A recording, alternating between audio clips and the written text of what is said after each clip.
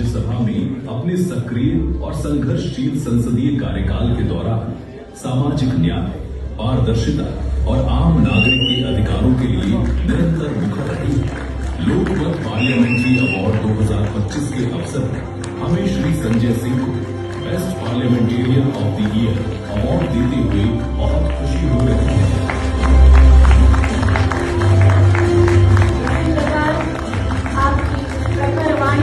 सदन में गूंजती रहे और जनता की आवाज उठाती रहे, यही शुभकामनाओं। बहुत बहुत बधाई। Shri Sanjay Singh ji, Lokmat parliamentary award 6th edition best parliamentarian of the year Rajya Sabha.